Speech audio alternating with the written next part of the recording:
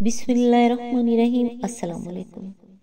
اے پروردگار عالم، اے کن فیکون کے مالک، 70 ماؤں سے بڑھ کر اپنے بندوں سے پیار کرنے والے، تجھے تیری رحیمی کا واسطہ، تجھے تیری کریمی کا واسطہ، تجھے تیرے حبیب محمد مصطفیٰ صلی اللہ علیہ وآلہ وسلم کا واسطہ، اس مبارک مہینے کے صدقے میں ہم سب کی دعائیں قبول فرما۔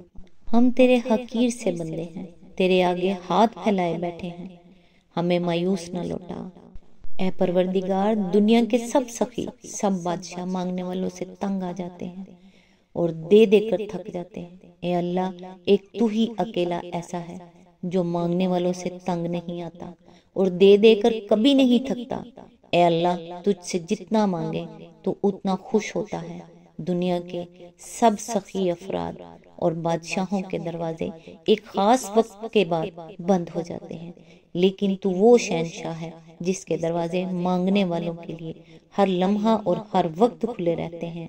اے اللہ، دنیا کے سب لوگ اپنی اوقات کے مطابق دیتے ہیں، لیکن تو واحد ہے جو کہ اپنی شان کے مطابق عطا کرتا ہے۔ اے اللہ، ہم تجھ سے اپنے لیے، اپنے سب بھائیوں بہنوں، والدین، دوست احباب اور ساری امت مسلمہ کے لیے خیر و برکت اور بھلائی کا سوال کرتی ہوں۔ اے اللہ پاک، ہمیں دنیا اور آخرت کی تمام بھلائیاں عطا کر اور ہمیں جہنم کے عذاب سے بچا۔ اے اللہ، نبی صلی اللہ علیہ وآلہ وسلم پر، ان کی آل پر اور ان کی پیروی کرنے والے سب مسلمانوں پر رحمت و برکت نازل فرما، آمین یا رب العالمین۔ آج انشاءاللہ سورہ یاسین کی آیت نمبر 45 سے سٹارٹ کریں گے۔ اس کا ترجمہ اور تفسیر تفہیم القرآن سے بیان کروں گی جو اہل سنت جماعت کے لیے ہے۔ اعوذ باللہ من الشیطان الرجیم، بسم اللہ الرحمن الرحیم۔ ان لوگوں سے جب کہا جاتا ہے کہ بچو اس انجام سے جو تمہارے آگے آ رہا ہے اور تمہارے پیچھے گزر چکا ہے، شاید کہ تم پر رحم کیا جائے، تو یہ سنی انسنی کر جاتے ہیں۔ اس کی تفسیر ہے یعنی جو تم سے پہلے کی قومیں دیکھ چکی ہیں۔ آیت نمبر 46، ان کے سامنے ان کے رب کی آیات میں سے جو آیت بھی آتی ہے یہ اس کی طرف التفات نہیں کرتے۔ اس کی تفسیر ہے، آیات سے مراد کتاب اللہ کی آیات بھی ہیں جن کے ذریعے سے انسان کو نصیحت کی جاتی ہے، اور وہ آیات بھی مراد ہیں جو آثار کائنات اور خود انسان کے وجود اور اس کی تاریخ میں موجود ہیں، جو انسان کو عبرت دلاتی ہیں بشرطے کہ وہ عبرت حاصل کرنے کے لیے تیار ہو۔ آیت نمبر 47، اور جب ان سے کہا جاتا ہے کہ اللہ نے جو رزق تمہیں عطا کیا ہے اس میں سے کچھ اللہ کی راہ میں خرچ کرو، تو یہ لوگ جنہوں نے کفر کیا ہے ایمان لانے والوں کو جواب دیتے ہیں، کیا ہم ان کو کھلائیں جنہیں اگر اللہ چاہتا تو خود کھلا دیتا؟ تم تو بالکل ہی بہک گئے ہو۔ اس کی تفسیر ہے، اس سے یہ بتانا مقصود ہے کہ کفر نے صرف ان کی عقل ہی اندھی نہیں کی ہے بلکہ ان کی اخلاقی حس کو بھی مردہ کر دیا ہے۔ وہ نہ خدا کے بارے میں صحیح تفکر سے کام لیتے ہیں، نہ خلق کے ساتھ صحیح طرز عمل اختیار کرتے ہیں۔ ان کے پاس ہر نصیحت کا الٹا جواب ہے، ہر گمراہی اور بد اخلاقی کے لیے ایک اوندا فلسفہ ہے، ہر بھلائی سے فرار کے لیے ایک گھڑا گھڑایا بہانہ موجود ہے۔ آیت نمبر 48، یہ لوگ کہتے ہیں کہ یہ قیامت کی دھمکی آخر کب پوری ہوگی، بتاؤ اگر تم سچے ہو۔ اس کی تفسیر ہے، توحید کے بعد دوسرا مسئلہ جس پر نبی صلی اللہ علیہ وآلہ وسلم اور کفار کے درمیان نزاع برپا تھی وہ آخرت کا مسئلہ تھا۔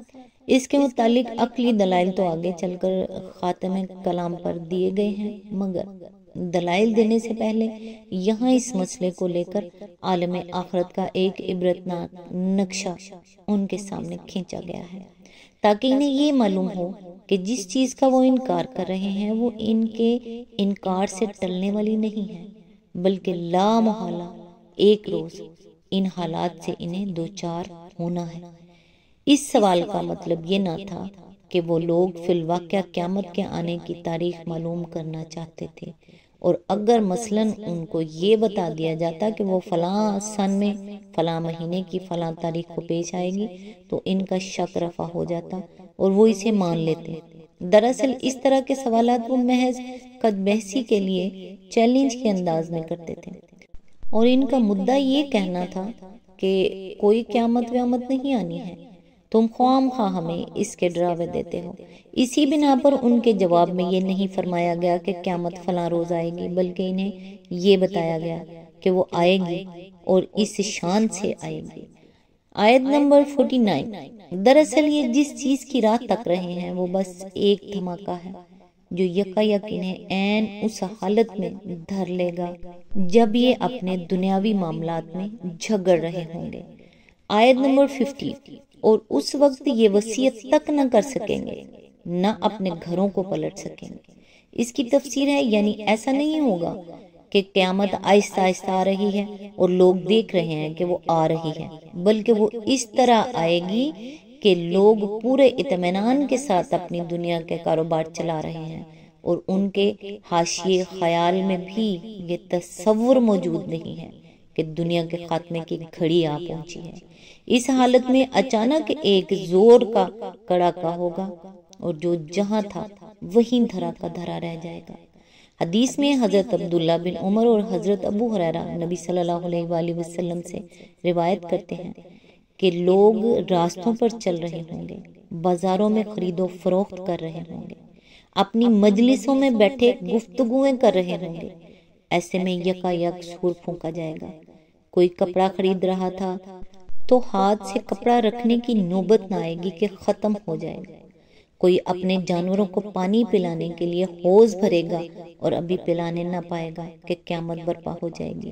کوئی کھانا کھانے بیٹھے گا اور لقمہ اٹھا کر منہ تک لے جانے کی بھی اسے مہلت نہ ملے گی۔ آیت نمبر 51۔ پھر ایک سور پھونکا جائے گا اور یکا یک یہ اپنے رب کے حضور پیش ہونے کے لیے اپنی قبروں سے نکل پڑیں گے۔ اس کی تفسیر ہے، سور کے متعلق تفصیلی کلام کے لیے ملاحظہ اور تفہیم القرآن جلد 3 صفحہ نمبر 122۔ پہلے اور دوسرے سور کے درمیان کتنا زمانہ ہوگا، اس کے متعلق کوئی معلومات ہمیں حاصل نہیں ہے۔ ہو سکتا ہے کہ یہ زمانہ سینکڑوں اور ہزاروں برس طویل ہو۔ حدیث میں حضرت ابو ہریرہ کی روایت ہے کہ حضور صلی اللہ علیہ وآلہ وسلم نے فرمایا، اسرافیل سور پر منہ رکھے عرش کی طرف دیکھ رہا ہے اور منتظر ہے کہ کب پھونک مارنے کا حکم ہوتا ہے۔ یہ سور 3 مرتبہ پھونکا جائے گا۔ پہلا نفخۃ الفزع جو زمین و آسمان کی ساری مخلوق کو سہما دے گا۔ دوسرا نفخۃ الصاعق جسے سنتے ہی سب ہلاک ہو کر گر جائیں گے۔ پھر جب اللہ وحدہ الصمد کے سوا کوئی باقی نہ رہے گا تو زمین بدل کر کچھ سے کچھ کر دی جائے گی اور اسے اکاذی بساط کی طرح ایسا سپاٹ کر دیا جائے گا کہ اس میں کوئی ذرا سی سلوٹ تک نہ رہے گی۔ پھر اللہ اپنی خلق کو بس ایک جھڑکی دے گا جسے سنتے ہی ہر شخص جس جگہ مر کر گرا تھا اسی جگہ وہ اس بدلی ہوئی زمین پر اٹھ کھڑا ہوگا، اور یہی نفخۃ القیامہ الرب العالمین ہے۔ اسی مضمون کی تائید قرآن مجید کی بھی متعدد اشارات سے ہوتی ہے۔ مثال کے طور پر ملاحظہ و تفہیم القرآن جلد 2 سورہ ابراہیم حواشی نمبر 56 to 57، جلد 3 سورہ طہ حواشی نمبر 82 to 83، جلد 2 صفحہ نمبر 492 اور 493، جلد 3 صفحہ نمبر 124 to 125۔ آیت نمبر 52۔ گھبرا کر کہیں گے، ارے یہ کس نے ہمیں ہماری خوابگاہوں سے اٹھا کھڑا کیا؟ یہ وہی چیز ہے جس کا خدائے رحمان نے وعدہ کیا تھا اور رسولوں کی بات سچی تھی۔ اس کی تفسیر ہے یعنی اس وقت انہیں یہ احساس نہ ہوگا کہ وہ مر چکے تھے اور اب ایک مدت دراز کے بعد دوبارہ زندہ کر کے اٹھائے گئے ہیں، بلکہ وہ اس خیال میں ہوں گے کہ ہم سوئے پڑے تھے، اب یکا یک کسی خوفناک حادثے کی وجہ سے ہم جاگ اٹھے ہیں اور بھاگے جا رہے ہیں۔ مزید تشریح کے لیے ملاحظہ و تفہیم القرآن جلد 3 صفحہ نمبر 123 to 199 to 200۔ یہاں اس امر کی کوئی تصریح نہیں ہے کہ یہ جواب دینے والا کون ہوگا۔ ہو سکتا ہے کہ کچھ دیر بعد خود انہی لوگوں کی سمجھ میں معاملے کی اصل حقیقت آ جائے اور وہ آپ ہی اپنے دلوں میں کہیں کہ ہائے ہماری کم بختی، یہ تو وہی چیز ہے جس کی خبر خدا کے رسول ہمیں دیتے تھے اور ہم اسے جھٹلایا کرتے تھے۔ یہ بھی ہو سکتا ہے کہ اہل ایمان ان کی غلط فہمی رفع کریں اور ان کو بتائیں کہ یہ خواب سے بیداری نہیں بلکہ موت کے بعد دوسری زندگی ہے، اور یہ بھی ہو سکتا ہے کہ یہ جواب قیامت کا پورا ماحول ان کو دے رہا ہو یا فرشتے ان کو حقیقت حال سے مطلع کریں۔ آج تک کے لیے بس اتنا ہی، نیکسٹ انشاءاللہ آیت نمبر 53 سے سٹارٹ کریں گے۔ تب تک کے لیے دعاؤں میں یاد رکھیے گا، اور یہ جو کچھ سن رہے ہیں کوشش کریں کہ برائی سے بچیں اور اس کو اپنے ذہن میں بٹھا کے رکھیں اور راہ حق کی طرف رجوع کریں۔ دعاؤں میں یاد رکھیے گا۔ اللہ حافظ۔